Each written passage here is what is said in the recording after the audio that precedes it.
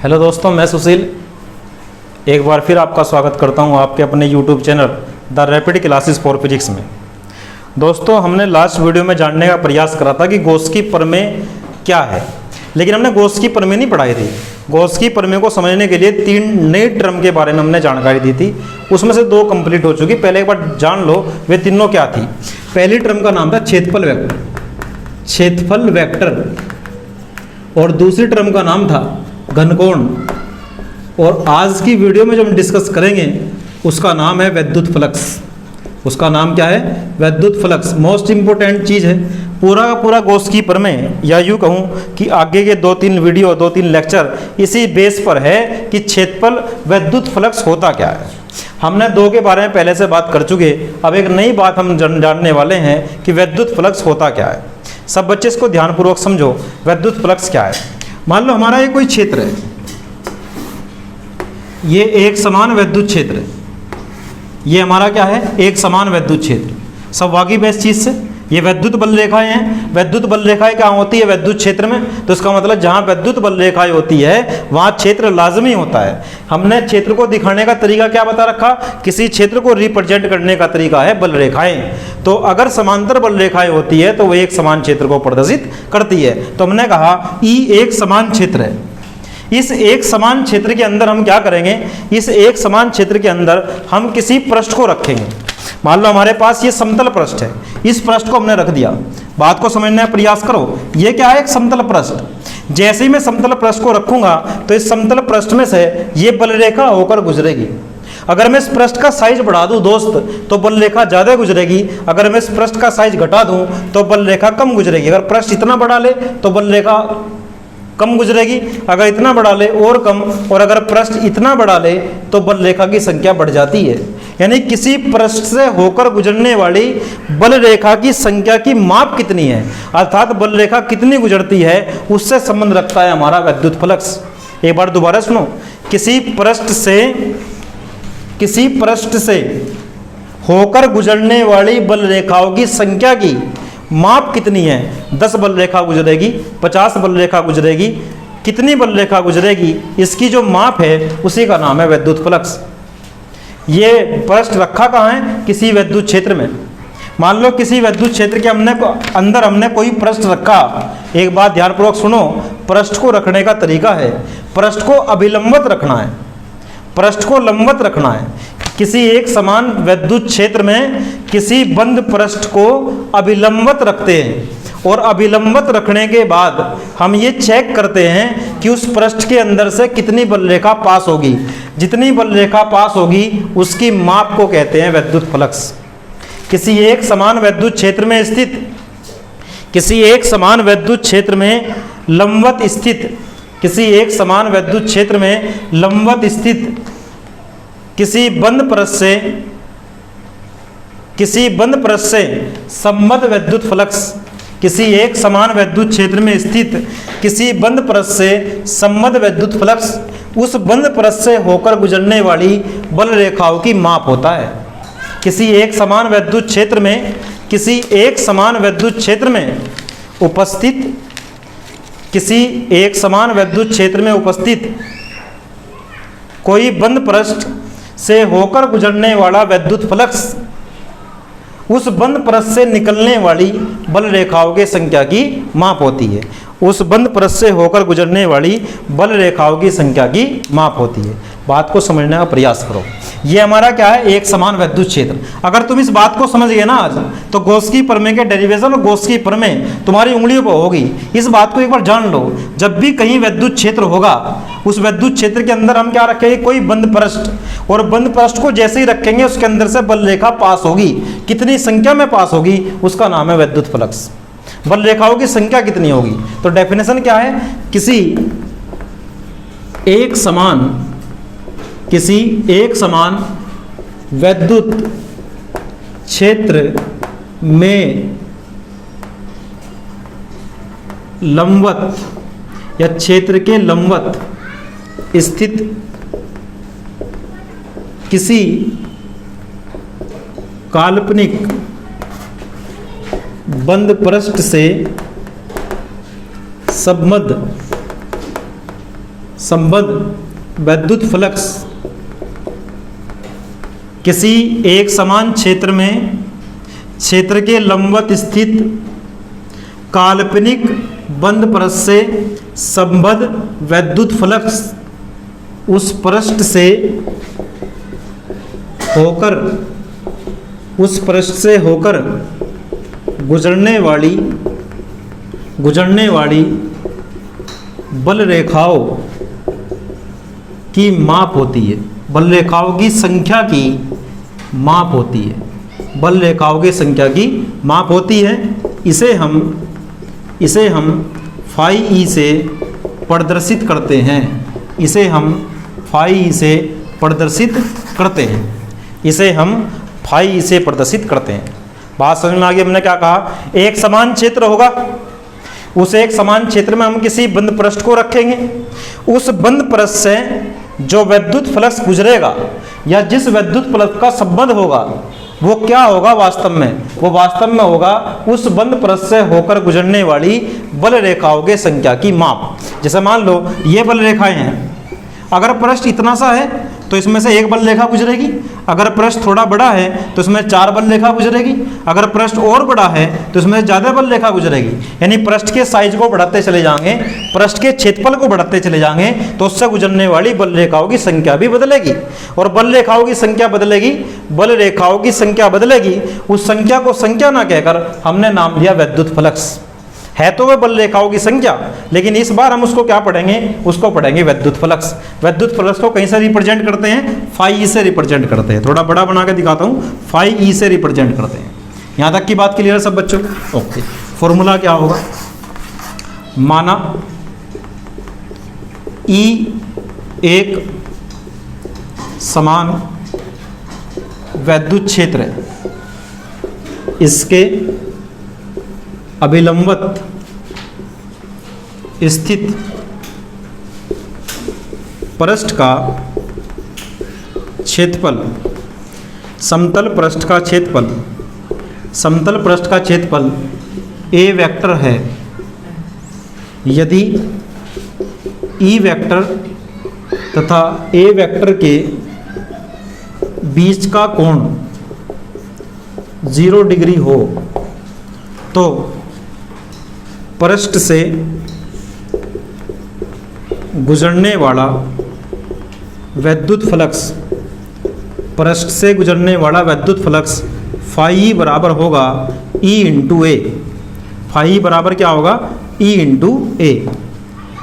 Phi बराबर होगा E into ए।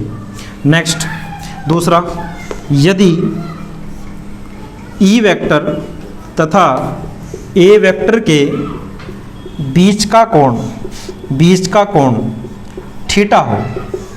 अगर ई वेक्टर ए वेक्टर के बीच का कोण थीटा हो तो फाई बराबर होगा दोस्त ई ए कोस थीटा। फाई बराबर कितना होगा? ई ए कोस थीटा। यदि ई वेक्टर तथा ए वेक्टर के बीच का कोण थीटा हो तो फाई बराबर होगा हमारा ई ए कोस थीटा। यहाँ तक की बात सबको क्लियर है? एक बात सब बच्चे ध्यानपूर्वक समझो, अगर ई वेक्टर और ए वेक्टर की डायरेक्शन सेम है, ई वेक्टर और ए वेक्टर की डायरेक्शन सेम है तो कुछ कंडीशन ऐसी बनती होगी दोस्त, ये हमारा क्या है? पृष्ठ। ये पृष्ठ का क्या है? क्षेत्रफल वेक्टर, क्योंकि क्षेत्रफल वेक्टर हमेशा लंबवत होता है। जैसे मान लो ये हमारा क्या है? पृष्ठ इस प्रकार रखा हुआ है, ये क्या होगा? इसका क्षेत्रफल वेक्टर। और जो ई वेक्टर है उसकी डायरेक्शन भी इधर को ही है, ई वेक्टर की डायरेक्शन भी इधर को ही है। यानी ई वेक्टर और ए वेक्टर के बीच का कोण कितना है? 0 डिग्री। तो फॉर्मूला ये लगेगा। और अगर कंडीशन कुछ ऐसी बन जा, मान लो हमारे पास ये कोई क्षेत्रफल वेक्टर है, क्षेत्रफल है, और क्षेत्रफल का क्षेत्रफल वेक्टर किधर को होगा? इधर को। ये क्या है? क्षेत्रफल वेक्टर। और अब की बार जो ई हो वो थोड़ा किसी एंगल पे काम करे, ई और इसके बीच में कोई एंगल हो। अगर ई और ए वेक्टर के बीच में कोई कोण हो तो उस समय फॉर्मूला लगाते हैं फाई बराबर ई ए कोस थीटा। ये क्या है? ये फ्लक्स निकालने का फॉर्मूला है। क्या है फ्लक्स? बेसिक तरीके से क्या है फ्लक्स? फ्लक्स कुछ भी नहीं है। फ्लक्स है किसी बंद पृष्ठ के अंदर से गुजरने वाली बल रेखाओं की संख्या। तो हमने जाना कि फाई के फॉर्मूले क्या होते हैं। सब बच्चे 11वीं क्लास में एक फॉर्मूला पढ़े थे वेक्टर के बारे में। वेक्टर की हम 2 प्रकार की गुणा पढ़े थे। गुणा, एक गुणा का नाम होता है क्रॉस गुणा और एक गुणा का नाम होता है डॉट गुणा। तुमने पढ़ा होगा ए डॉट बी, और ए डॉट बी का फॉर्मूला होता है ए बी कोस थीटा, अगर तुम्हें याद हो। अगर हम पढ़े एफ डॉट एस, तो एफ डॉट एस का फॉर्मूला होता है एफ एस कोस थीटा। यानी अगर ए बी कोस थीटा है उसको मैं वेक्टर की फॉर्म में लिखूं तो ए डॉट बी लिखूंगा, अगर विदाउट वेक्टर लिखूं तो ए बी कोस थीटा। ए और बी का परिमाण, ए वेक्टर बी वेक्टर, तो ये दिशा सहित। यहाँ पर आइए एक बार, ई ए कोस थीटा है कि नहीं है, तो अगर मैं इसको शॉर्ट में लिखूं तो हम लिख सकते हैं E vector dot A vector, E vector dot A vector. यानी फाई क्या होता है, ई वेक्टर डॉट ए वेक्टर, यानी क्षेत्र की तीव्रता ई वेक्टर और पृष्ठ के क्षेत्रफल वेक्टर ए वेक्टर के अदिश गुणनफल को डॉट गुणा को हम विद्युत फ्लक्स कहते हैं। तो विद्युत फ्लक्स का फॉर्मूला क्या होता है, ई वेक्टर डॉट ए वेक्टर। बात क्लियर है कि नहीं है? क्यों आया ई वेक्टर डॉट ए वेक्टर? क्योंकि ई और ए सदिश राशि है, सदिश राशि का फॉर्मूला खोल लो, ए बी कोस थीटा। बस ए बी की जगह ई ए कोस थीटा को हटा के क्या लिख सकते हैं, E vector dot A vector. Clarity आ गई यहाँ तक? ओके, आगे बात करते हैं इसके मात्रक की। इंपॉर्टेंट चीज़ है बहुत। फाई का मात्रक मैंने तुम्हें पहले ही बताया था, किसी का मात्रक निकालने का एक ही तरीका है, फॉर्मूला पता होना चाहिए। ये लिखा तुम्हारे सामने फॉर्मूला, फाई का मात्रक बराबर ई का मात्रक ए का मात्रक, ई का मात्रक गुणा ए का मात्रक। समझ में आ रहा? ई मतलब विद्युत क्षेत्र की तीव्रता, मात्रक न्यूटन प्रति कूलाम, और दोस्त क्षेत्रफल का मात्रक होता है मीटर स्क्वायर। तो हमारा आ गया newton metre square upon coulomb, newton metre square बटे कूलाम। ये क्या निकाला हमने, मात्रक। अब निकालते हैं विमा, फाई की विमा। फाई की विमा होगी ml t-2। देखो कैसे लिख रहा हूँ मैं, न्यूटन किसका मात्रक है, न्यूटन है बल का मात्रक, बल की विमा लिख दो ml t-2। फिर मीटर किसका मात्रक है, लंबाई का, तो लंबाई का स्क्वायर लिख दो। अपोन में आ जाओ, कूलाम किसका मात्रक है, आवेश का, तो आवेश की विमा लिख दो। यार विमा लिखने का तरीका ये भी है, मात्रकों से लिख दो। न्यूटन किसका मात्रक होता है, बल का, तो बल की विमा लिख दो। मीटर किसका मात्रक होता है, लंबाई का, तो लंबाई की विमा लिख दो, क्योंकि मीटर का स्क्वायर तो लंबाई का स्क्वायर है। नीचे कूलाम है, कूलाम किसका मात्रक होता है, आवेश का, तो आवेश की विमा लिख दो। अब सबको इकट्ठा कर लो। सबसे पहले m कोई और है क्या ना, m अकेली टर्म है। L कितना है, यहाँ पर L है, यहाँ पर L है। L की पावर कितनी है, 1, यहाँ पे कितनी है, 2, तो गुणा में घातें जुड़ के 3 हो जाएगी। फिर चलते हैं t के पास, एक t ऊपर है, t की घात -2।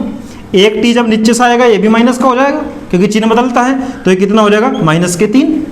फिर आते हैं a के पास, a की इनवर्स। ये होती है दोस्त फाई की विमा, बहुत पूछी जाती है पेपर में, इसलिए सब बच्चे इसका ध्यान रखेंगे, फाई की विमा क्या होती है। अभी तक जो हमने तुम्हें पढ़ाया वो विद्युत फ्लक्स के बारे में पढ़ाया, और जो फॉर्मूला तुम्हें दिया ये फ्लक्स के बारे में दिया। वो फ्लक्स किससे संबंधित था, किसी समतल पृष्ठ से संबंधित था। लेकिन अब थोड़ी सी बात कर लेंगे, अगर पृष्ठ अनियमित आकृति का हो तो फिर क्या करेंगे। सब बच्चे गौर फरमाएंगे। थोड़ा सा ये भी कंसेप्ट जानने वाला है कि अगर हमारा पृष्ठ अनियमित आकृति का हो तो फिर क्या करेंगे, फॉर्मूला कैसे लगाएंगे। ये हमारा पृष्ठ क्या है, अनियमित आकृति का। हमने बताया था इसका छोटा सा अवयव ले लो। ये छोटा सा अवयव क्या है, डीए। ये इसका वेक्टर क्या है, कितना है, डीए वेक्टर। तो इससे गुजरने वाला जो फ्लक्स होगा, इससे गुजरने वाला जो फ्लक्स होगा उसका फॉर्मूला जानेंगे। यदि पृष्ठ अनियमित, यदि पृष्ठ अनियमित आकृति का हो तो उसके सूक्ष्म अवयव या उसका सूक्ष्म अवयव एक समतल पृष्ठ होगा, तब सूक्ष्म अवयव से गुजरने वाला विद्युत फ्लक्स क्या होगा, डी फाई, छोटा सा फाई। पहले क्या था, फाई, कंप्लीट फाई। अब की बार छोटे अवयव से निकाल लेना, तो छोटा फाई, डी फाई बराबर E vector dot D A vector. बात समझो, E vector dot D A vector. पहले फॉर्मूले में क्या आया था, E vector dot A vector. A माने पूरा क्षेत्रफल, इसको खोल के लिखो, ई वेक्टर डॉट वेक्टर हटेगा E D A cos theta, E D A cos theta. तो डी फाई ई बराबर कितना आ गया हमारा E D A cos theta. ये कब लगाएंगे फॉर्मूला, जब हमारा कोई अनियमित पृष्ठ होगा, अनियमित पृष्ठ का छोटा सा अवयव लेंगे, वो छोटे से अवयव के लिए हम ये फॉर्मूला अप्लाई करेंगे। और अगर हम चाहते हैं कि कंप्लीट पृष्ठ से कितना गुजरेगा, ये संपूर्ण पृष्ठ से कितना गुजरेगा, तो क्या तरीका है उसका, संपूर्ण पृष्ठ से गुजरने वाला वैद्युत फ्लक्स, संपूर्ण पृष्ठ से गुजरने वाला वैद्युत फ्लक्स वो होगा फाई बराबर इंटीग्रेशन ऑफ समाकलन, एरिया वाइज समाकलन, किसका समाकलन, इसका, इस छोटे से अवयव का, डी फाई का समाकलन। समाकलन मतलब जोड़ना, यानी छोटे छोटे अवयव का निकाल लो और छोटे छोटे अवयव का सारों का जोड़ दो, सारों का जोड़ने के बाद कुल फ्लक्स आ जाएगा। प्लानिंग समझो क्या है, हमारे पास ये अनियमित आकृति है। अनियमित आकृति तो समतल नहीं हो सकती, अनियमित आकृति को छोटे छोटे अवयवों में तोड़ लिया, इसके छोटे छोटे अवयव बना लिए। ये छोटा अवयव क्या होगा, समतल पृष्ठ। तो पहले इससे गुजरने वाला फ्लक्स निकल रहा, इससे गुजरने वाला फ्लक्स कितना आया, डी फाई। इस छोटे से का समाकलन कर दो, इस छोटे से का समाकलन कर दो तो कंप्लीट फ्लक्स आ जाएगा। तो यार मैं इसको थोड़ा शॉर्ट में लिखूं तो होगा फाई बराबर समाकलन, एरिया वाइज समाकलन, किसका, E D A cos theta. ये हमारा फॉर्मूला है। ये कब अप्लाई होगा, ये तब अप्लाई होगा जब पृष्ठ अनियमित आकृति का होगा। आज की वीडियो में मैंने जानने का प्रयास करा कि वैद्युत फ्लक्स क्या होता है। नेक्स्ट वीडियो में हम बात करेंगे गॉस की प्रमेय किसे कहते हैं, गॉस की प्रमेय क्या है, गॉस की प्रमेय हमें किस बारे में बताती है और कैसे उसको अप्लाई करते हैं। आज के लिए इतना ही काफ़ी है, मिलते हैं नेक्स्ट वीडियो में। Thanks for watching.